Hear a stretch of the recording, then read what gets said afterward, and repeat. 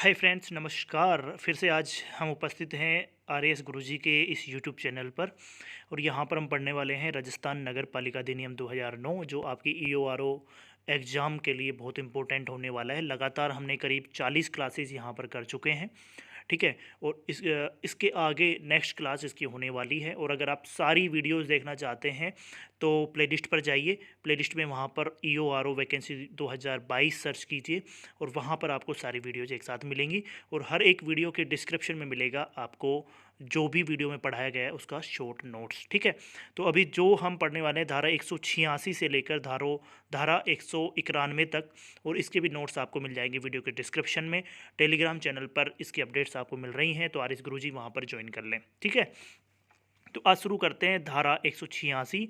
और धारा 186 बोलती है कि केंद्रीय या राज्य सरकार से संबंधित मार्गों के विषय में विशेष उपबंध, ठीक है। तो अभी तक हमने इसमें यही पढ़ा कि भाई अभी जो मास्टर प्लान बनाया जाएगा नगर पालिका में, तो वहाँ पर विभिन्न मार्ग बनेंगे, विभिन्न रास्ते बनेंगे, बहुत सारे रास्ते बनेंगे, है ना।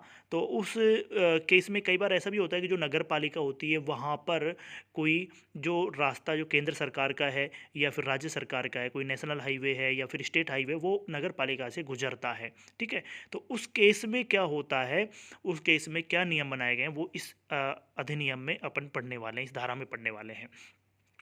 तो सबसे पहले केंद्र सरकार या राज्य सरकार की मंजूरी के बाद ही नगर पालिका अपने क्षेत्र में राष्ट्रीय राजमार्ग या राजकीय राजमार्ग की अनुज्ञा मंजूर करेगी। तो सबसे पहली बात है कि अगर कोई ठेकेदार काम कर रहा है या फिर कोई और काम जिला लेवल पर काम हो रहा है, कोई कंपनी काम कर रही है, तो जो केंद्र सरकार है, अगर या तो उसकी मंजूरी मिलनी चाहिए नेशनल हाईवे के लिए, या राज्य सरकार की मंजूरी मिलनी चाहिए वो स्टेट हाईवे के लिए, तब ही नगर पालिका जो है वो अनुज्ञा मंजूर करेगी कि भाई आप हमारे क्षेत्र में ये रास्ता बना सकते हो, ये स्टेट हाईवे या नेशनल हाईवे आप बना सकते हो, ठीक है। नेक्स्ट बात है कि राज्य सरकार में निहित और नगर पालिका क्षेत्र में से गुजरने वाले मार्ग का अधिभोग और अतिक्रमण हटाने का नियंत्रण नगर पालिका को होगा और रखरखाव का जिम्मा राज्य सरकार को होगा। तो अब इसमें क्या बोला कि जो राज्य सरकार में निहित जो स्टेट हाईवेज हैं, भाई स्टेट हाईवे का नियंत्रण राज्य सरकार के पास है, ठीक है। और वो अगर कोई नगर पालिका क्षेत्र में से गुजर रहा है, ठीक है, तो उसका जो अधिभोग है ना, अधिभोग मतलब उसका यूज करने का जो अधिकार है, जो नियंत्रण है, वो किसके पास रहेगा? नगर पालिका के पास में, कि भाई आप इसका यूज कर सकते हो, आप आराम से यूज कीजिए। हमारे जो और जो व्हीकल्स हैं वो तो जाएंगे ही जाएंगे, लेकिन आपके अगर कोई व्हीकल्स वगैरह हैं तो आप यहाँ पे यूज ले सकते हो, ठीक है। सेकंड बात ये है कि अगर वहाँ पर कोई अतिक्रमण हो रहा है तो अतिक्रमण का जो नियंत्रण है, अतिक्रमण हटाने का जो जवाबदेही है, जो दायित्व है, जो ड्यूटी है या अधिकार जिसको दिया गया है, वो किसको दिया गया है? नगर पालिका को दिया गया है, ठीक है। अतिक्रमण कौन हटाएगा? नगर पालिका हटाएगी, नहीं कि राज्य सरकार, ठीक है। तो नगर पालिका को अतिक्रमण हटाने का जिम्मा दिया गया है। साथ में जो रखरखाव का जिम्मा है वो किसका है? राज्य सरकार का है, न कि नगर पालिका का। तो जो भी वहाँ पर स्टेट हाईवे होगा या फिर जो राज्य सरकार में जो निहित जो मार्ग है, वो सारा वो जो रखरखाव है वो राज्य सरकार करेगी, ना कि नगर पालिका, ठीक है। तो धारा 186 में अपन ने दो चीज़ें पढ़ी हैं, वो आपको समझ आ गई होंगी। नेक्स्ट हम बात करते हैं धारा 187, धारा 187, उत्सवों के दौरान मार्गों पर अस्थायी निर्माण। तो कई बार क्या होता है दोस्तों, जैसे मान लो कोई मेला भर रहा है या फिर कोई और प्रोग्राम है, ठीक है, या फिर कोई कार्यक्रम है, कोई त्योहार है। जैसे मेला आपके क्षेत्र में होता है तो कई बार क्या होता है कि आपके जो रोड होते हैं ना, उसके दोनों तरफ लोग बैठ जाते हैं। जैसे आप दीपावली पर देख लो, दीपावली पे जो शहर है वहाँ पर लोग पंडाल लगा लेते हैं, वहाँ पर मिठाई की दुकान लगा लेते हैं, या फिर वहाँ पे दिए वगैरह जो फुटपाथ पे बेचने लग जाते हैं। तो उस केस में अस्थायी निर्माण जो है उसके भी प्रावधान नगर पालिका क्षेत्र में किए गए हैं राजस्थान नगर पालिका अधिनियम 2009 के तहत। तो यहाँ पर लिखा हुआ है कि मुख्य नगर पालिका अधिकारी जो हैं वो अस्थायी निर्माण की मंजूरी देंगे, ठीक है। तो उत्सवों के दौरान अगर कोई मार्गों पर कोई अस्थायी निर्माण करना है, कोई कार्यक्रम करना, मतलब वहाँ पे कोई दुकान लगानी है अस्थायी, या कोई पंडाल लगाना है, तो उसकी जो अनुमति देंगे वो कौन देगा? मुख्य नगर पालिका अधिकारी। तो आप मुझे कमेंट करके बताइए कि जो नगर निगम होता है उसका मुख्य नगर पालिका अधिकारी कौन होता है, नगर परिषद का कौन होता है, और नगर पालिका का मुख्य नगर पालिका अधिकारी कौन होता है, किस नाम से उनको जाना जाता है, और उनके लिए जो न्यूनतम आयु है वो क्या है, ठीक है। ऐसा कुछ है क्या प्रावधान, ठीक है। नेक्स्ट है निश्चित कालावधि और शर्तों पर और फीस के भुगतान नहीं है, भुगतान है, ये भुगतान पर, ठीक है, इसको करेक्ट कर लेना, अभी मैं यहाँ पे एडिट नहीं कर सकता इसको, ठीक है। तो उत्सवों के दौरान मार्गों पर अस्थायी निर्माण, तो ये निश्चित कालावधि और शर्तों के बाद और जो फीस जो है ना वहाँ पर भुगतान अगर नगर पालिका को कर दिया जाता है तो उसके बाद ही यहाँ पर अस्थायी निर्माण की मंजूरी दी जाएगी। अगला है कि यातायात के प्रभारी जो पुलिस अधिकारी हैं उनसे परामर्श लेना जरूरी होगा। तो जो जैसे मैं एक बार इसको थोड़ा सा चेंज कर देता हूँ, भुगतान है, इसको मैं भुगतान एक बार चेंज कर देता हूँ, लो यहाँ पे भुगतान आएगा, ठीक है, भुगतान, ठीक है, ये हो गया। तो ये हो गया फीस के भुगतान पर। और यातायात के प्रभारी पुलिस अधिकारी से परामर्श जरूरी होगा, तो ये परामर्श से भी, इसको भी सही कर लो आप, से परामर्श जरूरी होगा। तो यहाँ पे मैंने ये 3 चीज़ बताई कि उत्सवों के दौरान अगर मार्गों पर अस्थायी निर्माण है उसकी मंजूरी कौन देगा, मुख्य नगर पालिका अधिकारी देगा। अगली बात है कि यहाँ पर जो यातायात के जो प्रभारी पुलिस अधिकारी हैं उनसे परामर्श जरूरी होगा, तभी यहाँ पर यह अस्थायी निर्माण की मंजूरी दे सकते हैं। धारा 188 की बात अगर अपन कर लें तो धारा 188 बोलती है कि मार्ग, नाली और परिसर के सन्निर्माण या मरम्मत के दौरान पूर्व सावधानियाँ, ठीक है। तो अगर कोई जगह मार्ग बनवाना है या फिर कोई नाली बनवानी है या फिर वहाँ पे कोई परिसर का निर्माण करवाना है यहाँ, या फिर वहाँ पे कोई मरम्मत का कार्य चल रहा है, तो उससे पहले क्या सावधानियाँ रखनी जरूरी हैं नगर पालिका अधिनियम के तहत। तो धारा 188 ये बोलती है। तो यहाँ पे लिखा हुआ है कोई भी मुख्य नगर पालिका अधिकारी निम्न सावधानियां रखेगा। अगर कोई भी ऐसा काम चल रहा है तो वो मुख्य नगर पालिका अधिकारी निम्न काम जरूर करेगा। सबसे पहली बात है कि बाढ़ करवाएगा। बाढ़ करवाने का मतलब ये है कि जैसे मान लो कोई गड्ढा खुद रहा है तो उसके चारों तरफ ऐसे कुछ बाढ़ लगा देगा, पत्थर लगा देगा, या वहाँ पर कुछ ऐसे बैरिकेड्स लगा देगा ताकि कोई उससे नुकसान किसी को नहीं हो, पहले से पता लग जाए कि यहाँ पे कुछ काम चल रहा है। जैसे आपने देखा होगा रास्ते में कहीं काम चलता है तो वहाँ पे लिखा है कार्य प्रगति पर है, असुविधा के लिए खेद है, तो वहाँ पर कुछ बैरिकेड्स लगा देते हैं ताकि आपको पहले से पता लग जाए, ठीक है। किसी मार्ग को यातायात के लिए बंद करेगा। जैसे मान लो कोई मार्ग है और वहाँ पर काम चल रहा है और किसी को पता नहीं है कल को आगे जाके जाम लग जाने वाला है या फिर किसी को असुविधा ना हो, इसके लिए वो क्या करेगा, किसी भी मार्ग को यातायात के लिए बंद कर सकता है, ठीक है। नेक्स्ट है कि वो डाइवर्ट भी कर सकता है, कि मुख्य नगर पालिका अधिकारी का दायित्व है कि अगर ऐसा कोई काम चल रहा है तो वो यातायात को डाइवर्ट करवाए ताकि किसी को दिक्कत नहीं हो, ठीक है।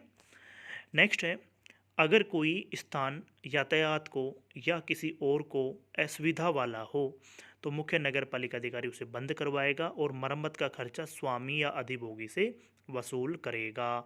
तो यहाँ पर क्या हुआ, जैसे मान लो किसी जो स्वामी है उसका कोई जगह है और वो किसी यातायात के लिए, मान लो उसने कोई ऐसा रास्ता बना रखा है या अतिक्रमण कर रखा है या फिर इसके बार बार लोगों को दिक्कत होती है, ठीक है, तो और उसने अवैध अतिक्रमण कर रखा है, अवैध कोई जगह बना रखी है। जैसे आपने देखा होगा रोड पे लोग अपने आगे के जो चबूतरा टाइप होते हैं उसको बना लेते हैं, या फिर अपने जो रैंप जो होते हैं, ठीक है, स्लोप जो बनाते हैं घर के आगे जिस पे बाइक वगैरह चढ़ जाती हैं, तो वो अगर मान लो रोड पे बना दिया तो इससे लोगों को आने जाने में बहुत प्रॉब्लम हो रही है, ठीक है। जहाँ रोड पे दोनों तरफ कुछ जगह छोड़ी जानी चाहिए उस पर भी उन्होंने अपना मतलब उन्होंने अतिक्रमण कर रखा है, कुछ ने पेड़ पौधे लगा रखे हैं, ठीक है, अपनी बाइक कार खड़ी कर रखी है, कार के लिए कुछ पार्किंग बना रखी है जिससे लोगों को दिक्कत होती है। तो उस केस में क्या होगा, जो मुख्य नगर पालिका अधिकारी है उसको बंद करवाएगा और वहाँ पर अगर कुछ मरम्मत होती है, नगर पालिका के किसी जगह को नुकसान पहुँचता है तो उसका खर्चा भी कौन वसूले, को किससे वसूलेंगे, जो स्वामी है, जो अधिभोगी है, उससे वसूला जाएगा।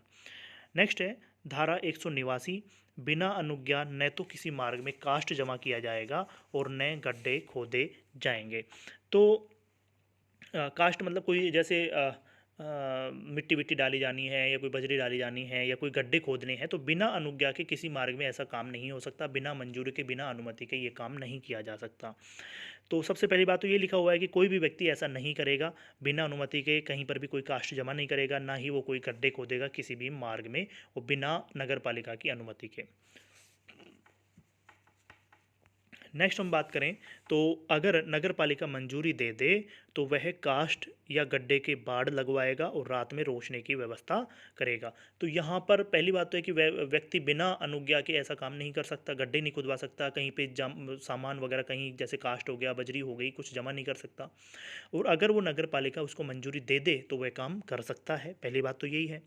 नेक्स्ट है, अगर वो काम करता है तो जो कास्ट है या गड्ढा है उसके चारों तरफ बाड़ लगवाएगा, ताकि कल को अगर वो काम करवा रहा है कोई असुविधा नहीं हो, कोई वहाँ पर एक्सीडेंट ना हो जाए। ठीक है। नेक्स्ट है, अगर रात में वहाँ पर रोशनी की व्यवस्था करेगा ताकि लोगों को पहले ही पता लग जाए कि भाई यहाँ पर कुछ काम चल रहा है, कुछ गड्ढा यहाँ पर हो रहा है। तो ये काम करवाने उस व्यक्ति को ज़रूरी है अगर वो नगर पालिका से उसको मंजूरी मिल जाती है। तो यहाँ पर क्या है, अगर वो इस चीज़ का पालन नहीं करता है, उल्लंघन करता है, तो उस केस में उस पर जुर्माना लगाया जाएगा। और जुर्माना कितना होगा, 1,000 रुपये से लेकर 2,000 रुपये तक उसके ऊपर जुर्माना लगाया जा सकता है। ठीक है। और अगर अपराध जारी रहता है तो प्रति रात्रि, मान लो रात्रि को रोशनी की व्यवस्था नहीं करता है, गड्ढे के चारों तरफ बाड़ नहीं लगवाता है, तो प्रति रात्रि वहाँ पर अगर अपराध जारी रहता है और वो दोष सिद्ध हो जाता है तो वहाँ पर 50 रुपये से लेकर 100 रुपये तक का वहाँ पर उसको जुर्माना और देना पड़ेगा। ठीक है, प्रति रात्रि के हिसाब से। तो ये चीज़ें थोड़ा सा इंपॉर्टेंट हो जाती हैं, इनको थोड़ा ज़रूर ध्यान रखें। अब बात करते हैं धारा 190 की, फुटपाथों का अनिवार्य उपबंध।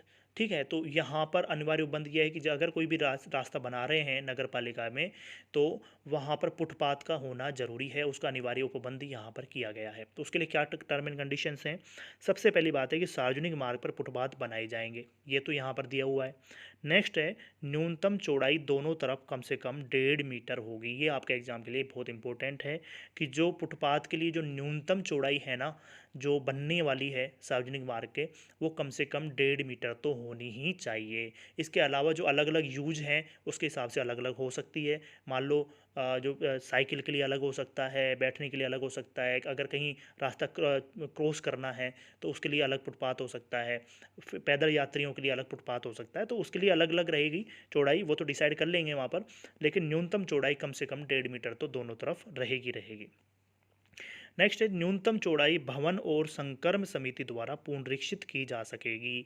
मतलब जो न्यूनतम चौड़ाई है, जो एक समिति है भवन और संकर्म समिति, वो उसको रिवाइज कर सकती है, उसको घटा बढ़ा सकती है। जैसे एक बार उसने डिसाइड कर लिया कि मुझे यहाँ पर 3 मीटर की चौड़ाई रखनी है कम से कम, फिर उसको लगता है कि यार यहाँ पे 5 मीटर की चौड़ाई होनी चाहिए, आवश्यकता ज़्यादा है, भीड़ ज़्यादा है यहाँ पर, तो वो 5 मीटर की भी रख सकती है। उसको लगता है कि यार इतनी आवश्यकता नहीं है तो उसको 1.5 मीटर भी कर सकती है। तो इसका किसका कार्य रहेगा, भवन और संकर्म समिति का। तो ये आपके लिए एग्जाम के लिए बहुत इंपॉर्टेंट है। एक तो 1.5 मीटर बहुत ज़्यादा इंपॉर्टेंट है, और भवन और संकर्म समिति पूछी जा सकती है आपसे। ठीक है, तो ये दोनों इंपॉर्टेंट हैं। अब बात कर लेते हैं धारा 191, मार्गों के कोनों पर भवन। तो जो मार्ग, ऐसे मान लो कोई रास्ता निकल रहा है और वहाँ पर अगर किसी रास्ते पर कोई कोने पर कोई भवन बना हुआ है तो उसके लिए क्या गाइडलाइन दी हुई है, क्या कंडीशंस बताई हुई हैं। तो जैसे मान लो कई बार ऐसा होता है कि रास्ता होता है और उसके कोने पर कोई भवन बना रहता है, तो उससे बहुत सारी दिक्कतें होती हैं। ठीक है।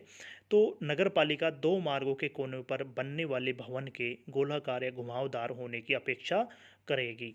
तो अगर मान लो कोई 2 मार्गों पर कोई कोना है, जैसे मान लो यहाँ पर ऐसे, अगर मैं इसको रोकूं तो अगर ये, जैसे मान लो ये रास्ता है और इसको यहाँ पर कोई रास्ता जा रहा है, और अगर वहाँ पर कोई 2 मार्गों पर कोई कोने पर कोई भवन बना हुआ है तो उसको गोलाकार बनाया जाएगा, घुमावदार बनाया जाएगा, ताकि किसी को आसानी से दिखाई दे जाए, कोई एक्सीडेंट होने की संभावना वहाँ पर नहीं हो।